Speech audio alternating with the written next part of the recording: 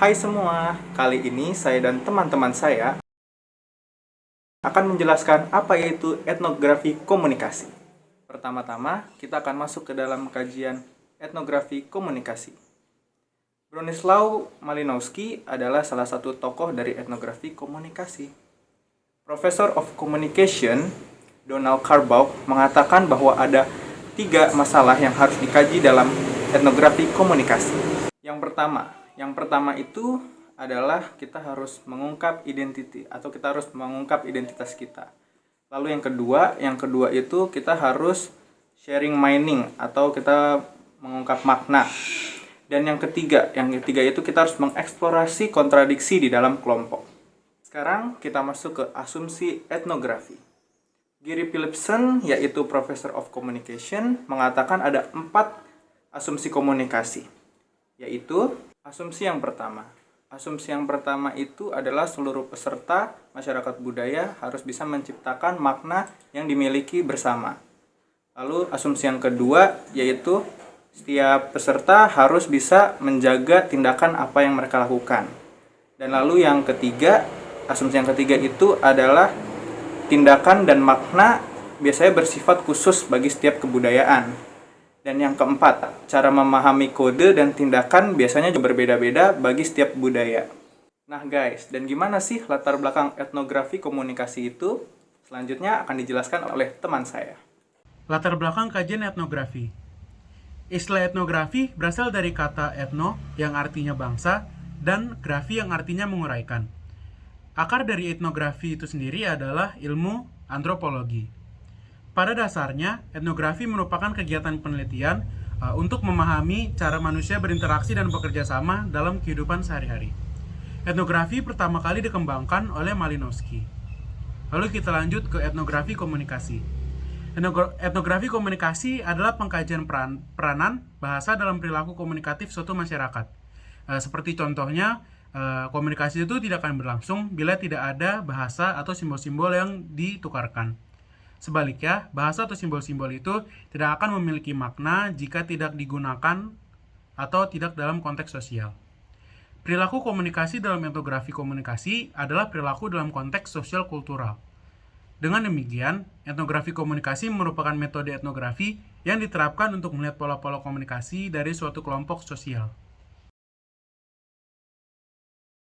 Etnografi komunikasi merupakan suatu metode yang diterapkan dengan melihat pola komunikasi sosial. Dengan melalui komunikasi, manusia dapat membentuk komunikasi dan kebudayaannya. Pada etnografi komunikasi yang menjadi pusat perhatiannya adalah perilaku komunikasi dalam tema suatu bahasa dan kebudayaan tertentu.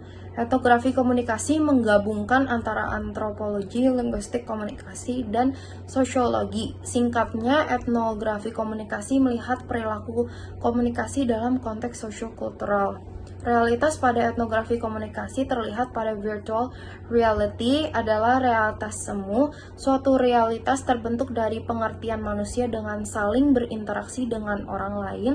Jadi, realitas etnografi komunikasi adalah manusia yang berhubungan dengan komunikasi, bahasa, dan kebudayaan, di mana peristiwa komunikasi itu berlangsung dan menjadikan etnografi komunikasi sebagai multi-study dalam ilmu sosial. Asumsi etnografi.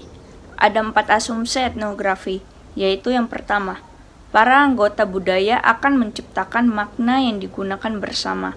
Mereka menggunakan kode-kode yang memiliki derajat pemahaman yang sama. Yang kedua, para komunikator dalam sebuah komunitas budaya harus mengordinasikan tindakan-tindakannya. Oleh karena itu, di dalam komunitas itu akan terdapat aturan atau sistem dalam berkomunikasi.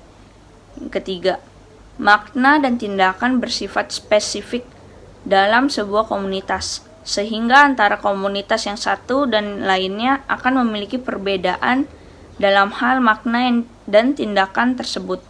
Yang keempat, memiliki kekhususan dalam hal makna dan tindakan. Setiap komunitas juga memiliki kekhususan dalam hal cara memahami kode-kode makna dan tindakan. Dalam penjelasan kali ini, saya akan menjelaskan tentang objek etnografi komunikasi. di mana objek ini berbicara dari mana sih etnografi komunikasi itu dinilai, karena setiap etnis pasti punya etnografi komunikasi berbeda-beda. Nah, yang pertama itu dari tutur masyarakatnya. Tutur masyarakat itu berbicara kaidah berbicara. Setiap etnis pasti punya kaidahnya, punya cara, punya tata cara yang masing-masing, dan setiapnya pasti berbeda-beda. Belum tentu dari suku, dari etnis A, etnis B itu sama, karena itu jadi dari salah satu penilaiannya.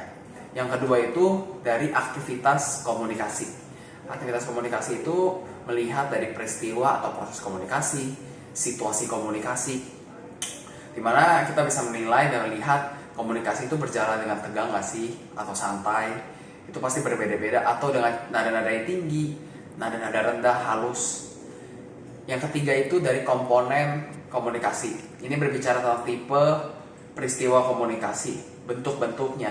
Ada dalam bentuk lelucon, ada dalam bentuk dongeng, salam, gosip, dan setiap etnis pasti punya ciri khasnya masing-masing berbeda-beda.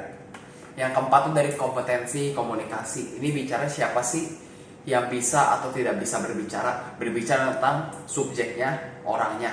Karena balik lagi dari kembali kepada awal kata-kata kompetensi itu pasti berbicara tentang beberapa kubu, beberapa pihak yang akan berbicara tentang manusianya, tentang orangnya. Dan setiap etnis pasti berbeda-beda. Makanya jadi salah satu penilaian etnografi komunikasi. Yang terakhir, yang kelima adalah varietas bahasa. Ini berbicara variasi dalam dialog. Apakah dalam dialog itu monoton, itu aja, atau dalam banyak bentuk, teman-teman. Nah, itu dia guys, penjelasan dari kelompok kami tentang etnografi komunikasi. Kurang lebihnya kami mohon maaf. Kalau ada tambahan atau saran boleh komen di bawah ya guys. Dan juga thank you buat kalian yang udah nonton. Jangan lupa di like dan di share video ini ya guys. See you!